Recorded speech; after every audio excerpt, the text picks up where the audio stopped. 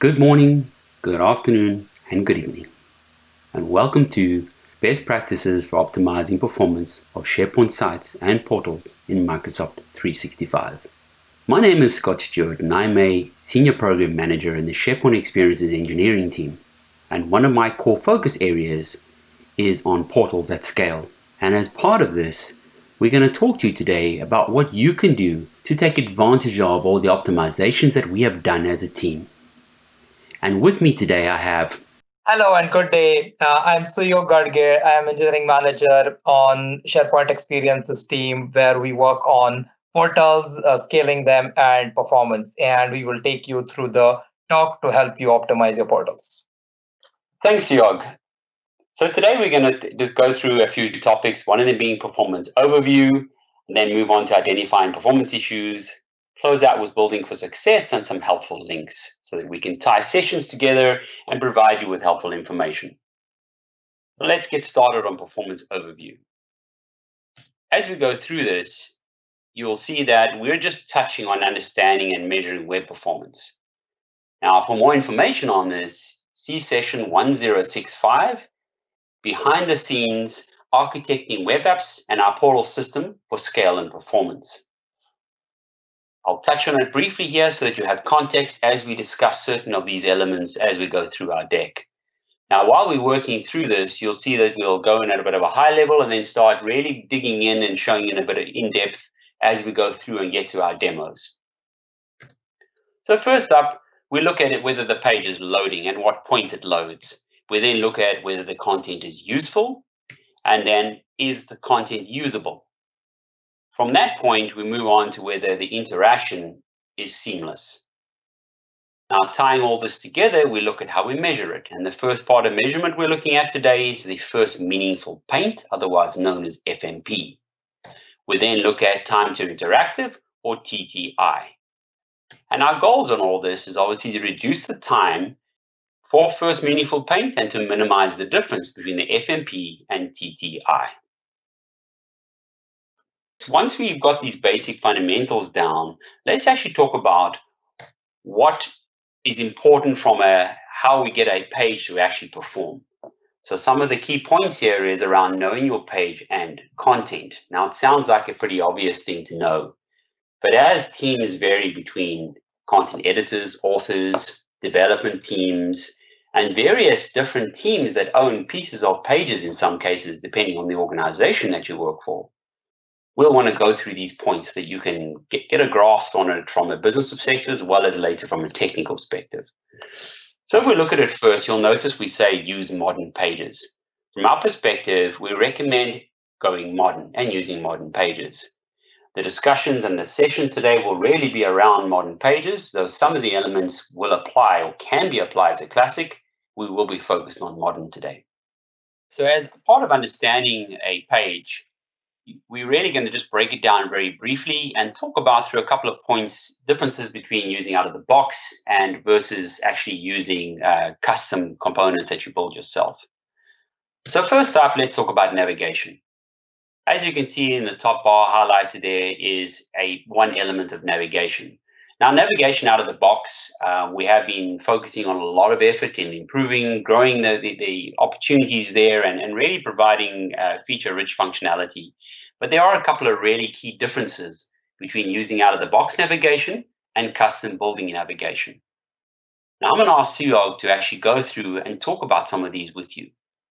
Thanks, Scott. I really would like to dig deeper into the navigation space because navigation is one of the most important pieces of information on your site because that's what provides people to the gateway into rest of the site. So it's super critical. We understand sometimes people want a custom solution, but we have actually implemented most of the asks and we keep improving it, which is why we really recommend using the out-of-box one. There are options on that like mega menu, audience targeting. So it's pretty feature-rich. The other big advantage is that as a part of page render, the data for navigation is actually sent as a part of the page itself, which means we can start rendering navigation really early in the pipe, which makes it appear very quickly and appears very performant, which is why we recommend going with the out-of-box solution rather than trying to build your own. Thanks, Yog. So I would also like to go through a couple of items on the page, like, for example, the Hero Web Pod, which I've highlighted here, and also then, of course, talking about news and announcements. Now, we could also be highlighted content, for example, in this scenario. All of these are available out of the box, and I'm sure many of you have used many of them.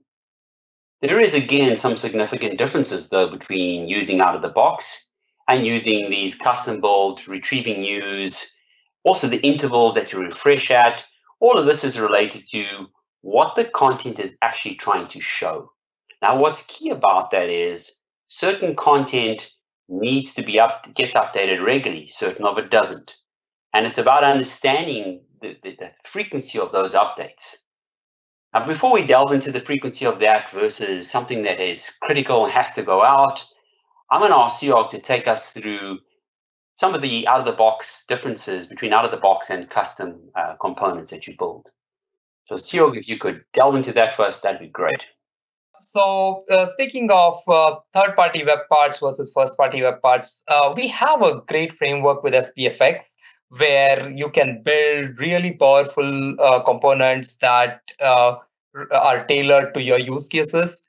And we encourage you to do that. But when possible, for scenarios that we have provided out of the box, like news, we recommend you use the out-of-the-box web parts because they are highly optimized and they use a feature that we have built specifically called LKG, or last known good state, where we cache the last known good state and it is sent as a part of rendering of the page, which means in a single network request that is made to the page, all the data required for rendering the news actually comes with the page. What that means is as soon as the page starts rendering, the data is there, it gets rendered really quickly, and then on a background refresh, we try and poll and see if there are more recent items that need to be updated, and then the news gets updated. That provides a very good user experience because the page becomes interactive much earlier, and then your network call, even if it takes a while or it's slightly slower, it comes back and refreshes just a part of the page as opposed to waiting for the entire frame to load. So that coupled with the functionality we add similar to navigation, we provide audience targeting in a number of web parts. So in cases where you can fit your use cases, we recommend you snap to out-of-the-box web parts. Thanks, Yog. So as you can hear, we are doing a lot of work in the out of the box. We understand where custom components are required, and we will take you through some of this in more detail so you can learn how to actually optimize some of these. I just want to cover another key element, particularly around separating certain content. Now, the reason for that is certain content is very time sensitive. A good example of this is you need to issue a hurricane warning, for example, to your whole company, or you have some sort of other disaster or some urgent issue that needs to be announced to everyone. Now, announcing something as a news item to say, hey, we're going to launch something at 9 a.m. and it's going to be announced is very different from a critical time-sensitive warning that's got to go out. Now, for that, we really should separate this data. So it should be different between them. And why I say that is one can go in news and another one could use another part of highlighted content. And again, Siog is going to take us through what you should actually be setting on that in order to handle this very separate time-sensitive content. So, like Scott mentioned, news versus announcements, right? News actually goes through a latent system in which we do a lot of processing, try and figure out what are the right people who we want to deliver it to, and it has a lot of intelligence built in. Whereas the kind of stuff where you want to blast out something to a very large population without the need for that intelligence, you can do something much more quickly without going through the news system. So something where you almost want to have a real-time performance, the way we would recommend you to model that is you use the highlighted content in a mode which is only query the current document library. What that does is that it only looks at specific items in that document library or that list, and it can very quickly retrieve the item without adding extra overhead of ranking it or adding more signals to it. It will simply show whatever is in that list, and that's something you can leverage. It is fast, and it also would be almost near real time as opposed to going via the news system. Great, thanks for that really helpful information, Siog. And now we want to touch a little bit on what should you do when you need to build custom components. And yes, we will go into a bit more detail on these. We'll step through and show you what kind of the flow happens on a page in a bit of an illustration as well. And for this, I'm going to ask Siog to go through building custom components, touching on elements and why they're so important, as well as what's coming new that you can use for your custom components. Thanks, Scott. So I'll now cover some aspects of third-party development that you can really leverage. So as we talked about earlier, SPFX has a great story for you to go and build your third-party components. You have a lot of requirements where you need to build your own custom components, and we encourage doing that for a lot of stuff, like you have your own line of business application or you have some custom components that you need. Now, there are a few recommendations that I would like to quickly cover. One is cache the data in the browser. So whenever possible, do not make multiple requests to get the same data. And the implication of that is every time you go and make a network request, it goes over the internet, comes back, and the user has to wait for that content to come back before you render. So if you are going to make 10 or 15 network requests, naturally the amount of time that users would wait to get that content would be much larger. Whereas if you go and make, say, one or two requests, then users will get that data much more quickly. And then that data, if you store locally in the browser cache, then you can further optimize it, where if they try to render another page or the same page again, you can simply get the data locally and your renders would be significantly faster. Then another thing that we will roll out later in this year or early next year would be the LKG, or last known good. Earlier, we talked about how the news leverages our infrastructure for last known good. We also plan to roll this out more broadly, and we are working on it to make it available. Once that's available, you can actually opt into it such that you will be able to get your last known good as a part of page render, and you can render the data right off of the rendered off of the page context, and your rendering will be much quicker. So those are the few things that would really help you optimize your pages. All right, so thanks for that information, Siog. And as promised, I'm going to kick it over to the page flows. Now, for the first page flows, and it's really basic coverage, but just to give you the idea of how this will work for you, we'll talk about the modern using out-of-the-box components. Now, in this scenario, you will see that in this case, we have a data center, what looks like to be out of Chicago, and we have a user that's out of Sweden. Now, this user could have just as well been anywhere across Europe or anywhere else in the world, and I'm just using Sweden in this particular case as an example. Now, when the user makes the request, they will actually hit the Azure Edge node within their region, and it will then do a connection of using an existing Microsoft pre-existing connection. We actually do that through the Azure Front Door network, and that then optimizes the throughput of that. Now, once the request and we place a response, the first part of the response will be the base of the page as well as certain of the out-of-the-box components that are available. For example, the navigation, any of the news and highlighted content, as well as a few others that actually load from LKG or with the last known good configuration. It then sends that down to the user. Now, on top of that, we would also send these images, JavaScript and style sheets that will also go down as part of it. Now, you can imagine that we had a whole lot of images, a whole lot of JavaScript, and they all came down this long line all the way down to the user. That experience, whilst it would still be fast, it could be further optimized. And it's a simple case of enabling the public and private CDN. Yes, I said public and private, simply because enabling public, it's designed for JavaScript and style sheets, while private CDN is predominantly focused on images. So it does require that you do enable both, and it's a simple mechanism to do that. Once you do that, we no longer service the images, JavaScript, and style sheets from the data center location, but actually from the closest CDN location. And in this case, it could be on the edge node, or it could be a closer location to the user, as these are scattered at various parts around the world. You will notice we also talk about browser cache, because there are certain time to live that we specify on certain of the items, and they will then be cached in the browser, so the user won't even be actually leaving their computer to refresh some of the items.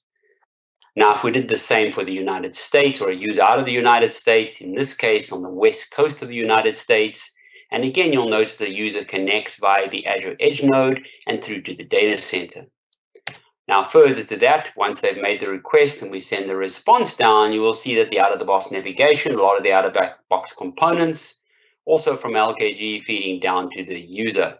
And we also then send the images, JavaScript, and style sheets. And again, simply enabling the CDN chops all of that and actually makes it that the items like the images, JavaScript, and style sheets will actually be retrieved from the CDN, which is the location close to the user. Now, you may notice that there are some times when images are not fetched from CDN. It's simply a case of that there can be occasions where we fetch them directly from the data center, and later on they'll feed from CDN again. And it is just a matter of the refresh and how that actually then builds and refreshes, as it replicates all this information. Right, so let's jump into custom. What happens if I really have to custom build? Now, if you're custom building, again, I use exactly the same scenario so that you can relate the two. And again, we're going to connect via the Azure Edge node with the user from Sweden, and it's going to then make a request, and we are then going to send the response details. What you'll notice, however, though, is if the page is not using out-of-the-box navigation, you're obviously not going to benefit from that preload or that initial load that takes place. You'll get the base page detail, you'll get web part definitions, for example, and maybe some base out-of-the-box components. Each of your items that you have, or your components you have, then makes additional requests to go and fetch data, and we then obviously send that information that's requested down the line as well. So you do have this back and forth. That's why limiting the number of these is core to, obviously, to optimizing your performance. There is such a thing as too much and too often that takes place, and you need to optimize your pages based on that. Again, we have CDN available. In this particular case, though, because you're using custom components, if you've done your references via your client-side code, in other words, for an image, we won't be able to rewrite that for you, and it wouldn't be able to leverage CDN. If you're using public CDN for certain items, there is a way to leverage that, and we'll share a link in the deck so that you can actually go through and see a video which is dedicated to just exactly that scenario. Now, we'll see for private CDN, you won't be able to use it for these images unless you actually have exposed it utilizing, obviously the out-of-the-box components instead of custom code. Now, if we take the same scenario, and I'm just repeating this to show you that it's the same scenario for North America. In fact, it's the same scenario anywhere you are in the world, so it really doesn't matter where you're located. All of these optimizations are in place specifically to make sure that we reduce the latency and improve overall end user experience. You'll see again, the user is coming through the Azure Edge node there. We actually send the page detail down to them. We then get a request depending on obviously the custom components and the number of them. We'll get all these requests, and we then send that information down. Again, CDN is available, and of course, browser cache. Now, don't let's forget browser cache. Browser cache is a very important feature for you to make use of. It's simply a case of obviously making sure you only refresh when required. Remember, you can go 15 minutes, you can go 24 hours, we've even had people go for a week at a time. And it's simply a case of how often does that data truly change? If the content doesn't change every day, why are you refreshing it every day? If the content changes every day, why are you refreshing it every second? So there should be a case of using browser cache. We see a very popular option of 15 minutes or even an hour and 24 hours. Those are kind of the three popular ones that seem to work very well for most of our customers. We've covered page flow, and I know we're going through this quite fast. We're going to cover how to identify performance issues next. And I'm going to touch on something called the page diagnostics for SharePoint tool. It doesn't help us telling you about all this, but we don't tell you how to actually go and assess this. So to go and assess, we actually released the page diagnostics for SharePoint tool actually over 2 years ago now, and it's had a lot of improvements and upgrades. It's been done over that time. And I want to touch on a couple of new items that have come out, but I also want to take you through a very brief demo of the page diagnostic tool, and we'll even cover a new feature called the site performance page. So first up, what's new? We've added multi-language support. So it supports all of the SharePoint languages and also the browser languages. But our main support is on the SharePoint online languages. We've added custom extension checks, particularly for performance, as well as for the number of custom extensions. Obviously, again, you can put too many on a page. We've integrated in product. Now, when I say that, we've provided support for site swap to root. That is a separate feature. If you're not aware of it, it is something you can go and have a look at. It supports modern pages being swapped to the root site. And also, it utilizes and actually looks at the results from the page diagnostic tool. We have the site performance page that's coming out in the next month or so. That's within Q3 of 2020. And we have a portal launch scheduler, which I'm not going to cover today, but it's scheduled to start rolling out in Q4 this year. Core thing for you to know from this is to follow the tool guidance and don't overload the page or the browser. Remember that a page can be overloaded, and a browser, depending on a user's machine, can also be overloaded. If you have too many items on a page for a browser to process, a user that doesn't have a super powerful machine will definitely be impacted by the fact that it's got to stack up all of that information onto and actually process it. So the more you put there, it means the slower that user experience is going to be. Right, so let me take you through and actually demonstrate the page diagnostics for SharePoint tool for you. So as you can see here, this is a normal, just another SharePoint page, really. It is in one of our demo tenants. You'll also see that it's the leadership connection template that we utilize. And in the top right-hand corner here, you'll notice the icon for the page diagnostic tool. That tool is a Chromium extension available on Edge Chromium and also available on Chrome. Now, in this case, I'm demonstrating via Chrome, and Siog will demonstrate via Edge later on these other items so that we can show you the cross consistency in the browsers as well. So if I click on this tool, you'll notice I'm running version 2.1.2 as the latest version, and I'm going to click Start. What that's going to then do for me is it's going to go and analyze this page. It will take a couple of moments to actually go through, and it's going to break down and process a few rules and items against it. As I said, I'm not going to cover this in a huge amount of detail. It is something that has been out for a while, and it's just so that you can actually then understand what's happening with this data. So in this particular page, we've added a few extra items in it so we can show you some of the different rules, and you'll see that there's an attention required here showing there's more than 25, there's 25 or more URLs here. Now, there are 25 calls to SharePoint to load this page. And under improvement opportunities, you'll notice there's a web part using iframes. Now, you'll notice we highlight certain rules under improvement opportunities, and when they get ready to a point, they will move under attention required. So it does depend on the severity of the item as to where they will show. And you'll notice quite a few green items under there as well. I will stop the run because I'm not going to be scrolling down. In this particular case, we leave it running in case you do any delay loading on the page and you want to be able to assess the rest of your page. We actually let you then have to manually stop that.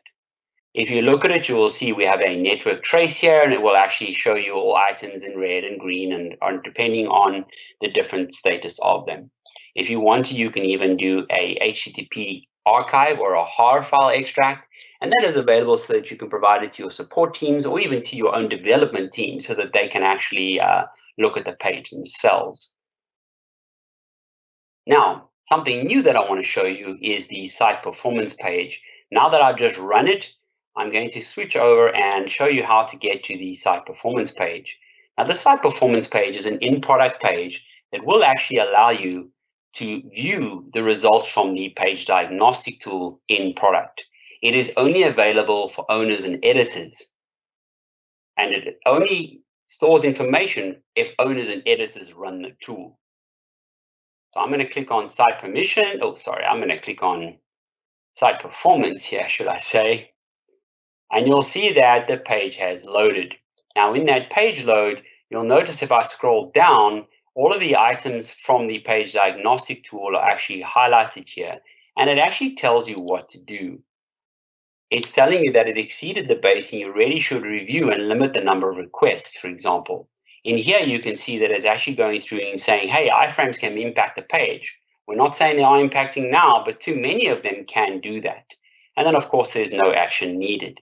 What you will notice from this, though, is we will actually have a section at the bottom here under each one, and I'll highlight it here, will actually tell you what to do.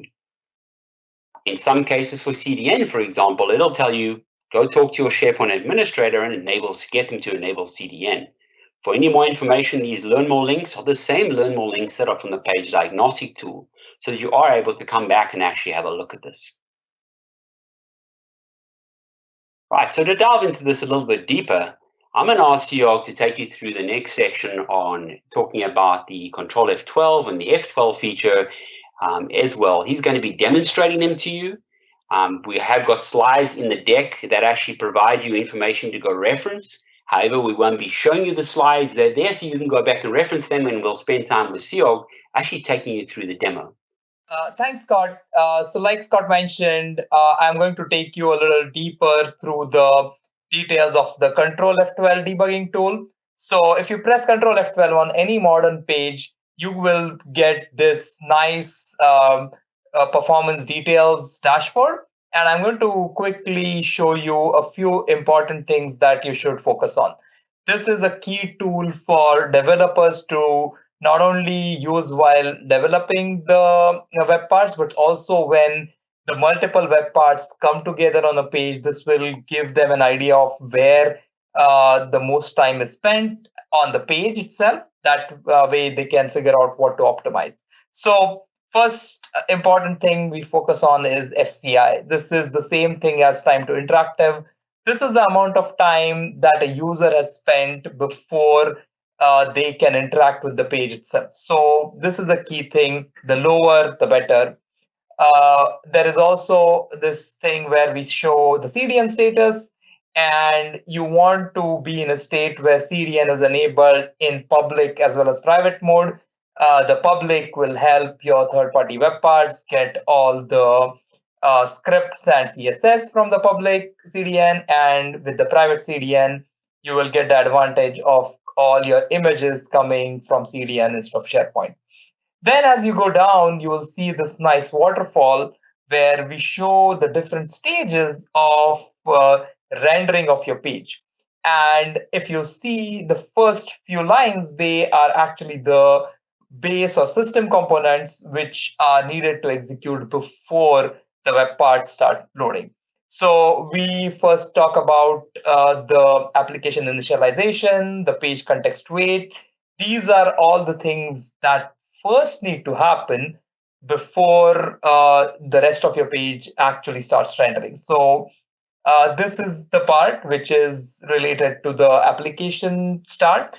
And after that, you will see there are a number of web part load times. And if you see that we try and parallelize multiple web part loads, and due to that, a lot of web parts start rendering at the same time. But depending on how complex and how many calls they make, they may render very quickly or very slowly, depending on the amount of data they're getting. So once you look at this, you will get a great understanding of what your render time is, how much time the module was loading. This will depend on their script sizes. So this tool is very powerful for you to go and invest time in so that you can optimize your third-party web parts in the context of the page. Now, let me switch over to your regular F12 debugging tools. This is the tools that a lot of engineers are intimately familiar with. Let me refresh the page so that you can actually get the view of the entire page. And this is the tool that a lot of web developers are familiar with and use regularly for their debugging. It also has this network tab, which you should care a lot about, because that's where you can see all your XHRs and see which ones are taking most time, how many of them your components made. If you go to the initiator, that will give you the full call stack. And then the next thing to look at is your images. The more the images, obviously, higher the number of calls that happen. Now, if you see a number of images here are coming from disk cache or memory cache, which means that there was enough time to live on those images that the browser didn't even try to make a network call to get them. So this is a very good state for you to be in.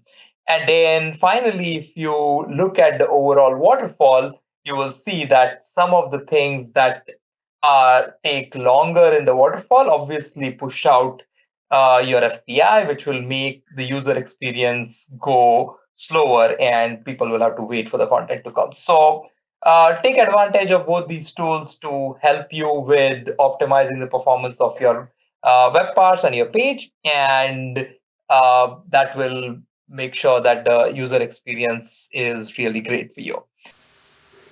Thank you, Siog, for that great run through of some of the tools that we can use. Now, what should become core for any of your development teams or for your owners and editors is for you to make use of these tools. The page diagnostic tool is a great tool for owners and editors in particular, and a good intro tool for development team to validate and go through and actually get guidance and information that you maybe just didn't think of while you were busy working with your pages. Control F12 or F12 developer tools should be core as part of your development team's steps they take. They really should be using those tools for every single custom item that they add to a page. Even owners and editors using the page diagnostic tool to see that you're not overloading a page. There is such a thing as too much. You really and truly can put a lot on a page because you expect your users to scroll down and down and down because you want them to have everything on hand all the time. That isn't necessarily how users actually interact with the page. You really need to make sure you evaluate these pages, and these tools we've shown you are a good step towards doing that. So please add them into your flow, your guidance, the way that you roll out code, the way that you publish before you publish pages. Make sure that you have done the best you can do to optimize your homepage, particularly for your end users. It becomes super important as people work remotely. It becomes important as you've got distributed users, particularly people with multiple geographic locations. This is a core focus that you should be doing. Are you doing the best you can do to give your users the best experience they can have? So I want to take you through a couple of extra steps here as we move on, closing out, and as we go and take it to go and say, well, how do I build for success? We've taken you through various points, and I want to summarize those for you. And as we summarize them, you'll see that they are a mix of for owners, for editors, and for development team.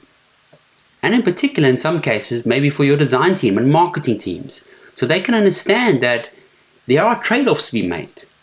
If you want people to consume the information, you need to make it consumable in a fast enough fashion that they are not waiting or looking for it. And if it's a case of having to make it so it clicks and goes to different pages, sometimes that is the answer.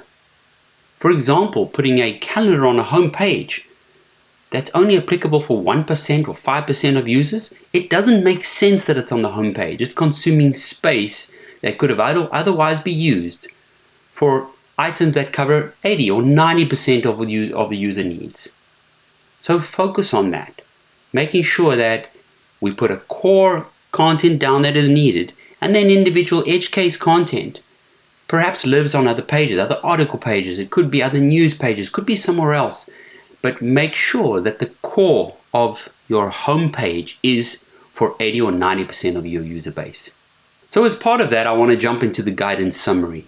It is a very important section so that you can summarize it for you, but not only that, so we can touch on anything you may have missed throughout the presentations that we've done. And the first one is around using content delivery networks, or CDNs. This one is core. As you saw from the brief presentation that I walked you through, you'll see that CDNs serve content from locations close to the user that access them. So if your network breaks out, like we saw in that video, it breaks out of Sweden, then great, because those users will truly see the benefit of using public and private CDN. Now remember, public CDN has been designed for JavaScript, style sheets, WAF files. Yes, you can put images in them, but we find most people put images in the private CDN. Private CDN is designed for images, and that is what should be put in private CDN. Now, what happens if you don't break out of Sweden? Let's say your users have to come through a VPN and go all the way across the line and into North America, for example. That is not an optimal configuration. It is still beneficial to use CDN because it does mean that we will have the images, the JavaScript, the style sheets, WAF files will all be pulled from the closest cache location to that VPN endpoint. So just be careful around that configuration. You really should break out of centralized locations or locations close to the user. Let them break out at their location. If your internet routes them over VPN and into North America, they are going to lose some of the benefit of CDN, but they won't lose all of it. It still is HTTP2 configuration and therefore is a faster streaming for the user. They will get the images quicker, it'll break it down into pieces more. They won't be limited to the 6 threads that are available using HTTP 1.1. Right, but what about calls? Too many calls on a page. Remember, in Classic, we recommend no more than 6 calls into SharePoint on a page. In Modern, we recommend no more than 25. We also recommend that you do not use CSOM. Please make use of Graph or REST endpoints for accessing SharePoint data. Also, follow the guidelines to optimize your custom web parts. Last known good, yes, it's coming, so that'll be made available to you. Obviously, don't load everything in last known good, but you want to optimize what is going to load down with the page and get to the user for their first load experience. The first load experience and updating behind the scenes is also crucial for that. Follow the custom web part guidance. The page diagnostic tool will point you to that your web part is slow. It'll also point you to the guidance. If you go to the link, as you'll see on the bottom of the slide, aka.ms/portal health, will also take you to that guidance on how to optimize your web parts. So please focus on that. Make sure you're running Control F12 and F12 for every single custom component that you build. See what impact your code has on your end user experience. It is a huge trade-off to be made on this. If you make your web parts slow, your users will have a slow experience, and there's nothing that SharePoint Online can do about that. We can help you optimize, we can direct you to guidance, we can tell you what you should be doing, but you really need to leverage what we've done already. So using browser cache, for example, and I'll come to that. Don't overload your pages, or the browser for that matter. Remember that end user computers are not as fast as development computers. And for those that are, great. For those that aren't, or on a slow internet line, they are the ones that are going to be impacted the most by the design that is taken and how much you are putting on the page.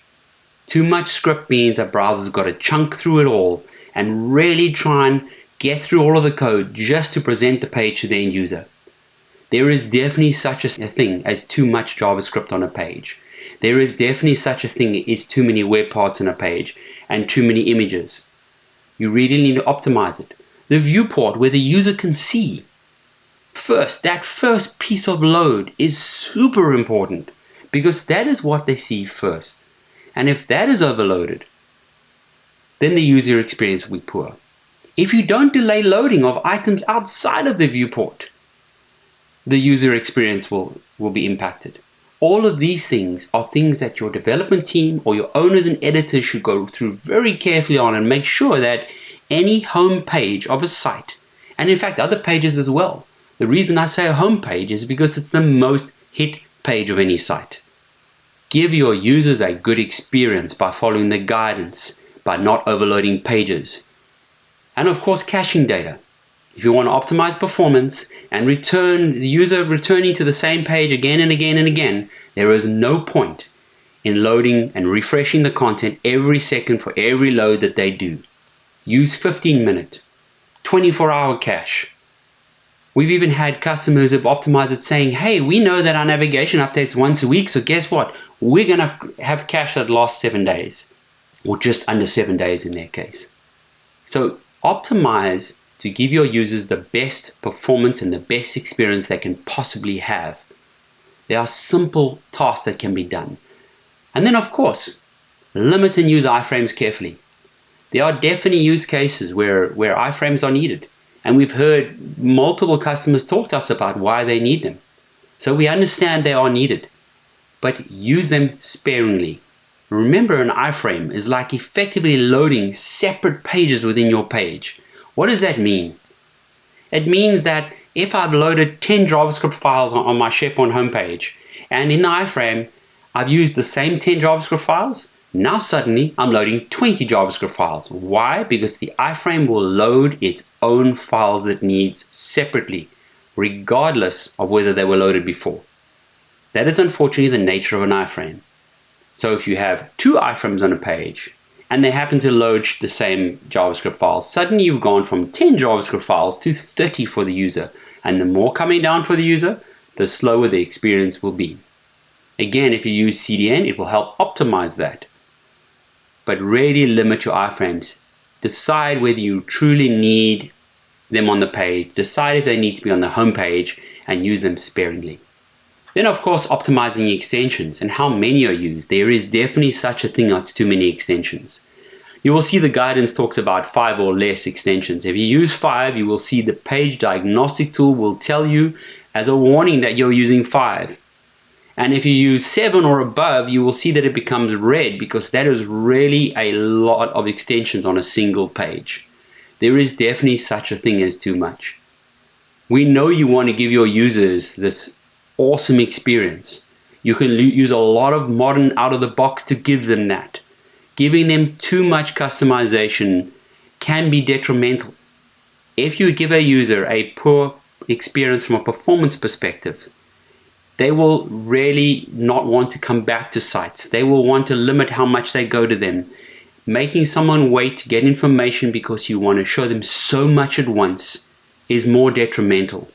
Rather break up those pages. Make your homepage core to your site that they come to and they know that if I land on this page, it performs and it gives me every bit of information that I would need for most users. But there is such a thing as putting everything on one page and making it too big.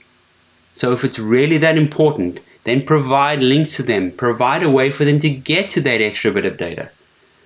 A user often won't want to see the same links again and again and again unless it's something they have to repeatedly go to. And that's great. Put it on the homepage, but don't put all that content from all of those subpages onto the homepage. So really limit how much you put on that page. It is important to have users have a great experience when coming to your portal or your site. Now, I've hoped you found this information to be useful. We hope that the page diagnostic tool, the Control F12 and F12 that Siog showed you, I really hope that that information will be useful to you and you will add that into your whole deployment plan as you roll out these new portals and sites that you do. If you also look at that portal health link that I spoke about earlier, and that's on the slide, you'll also see that talks about launching portals. It talks about what you should do before you launch and the way you should do it. So it really is, it's trying to take you through the steps in order to make great portals and to sustain them and keep them healthy. Now, I know this was a lot of information, and it was a short session, and I'm so glad that you stuck it out with us to this point.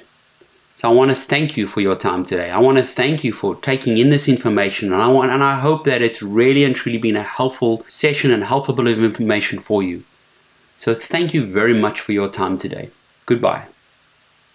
Thanks a lot for spending your time learning about how to optimize your portals. I really hope you find this useful, and this will help you provide the best experience for your users. Thanks a lot again.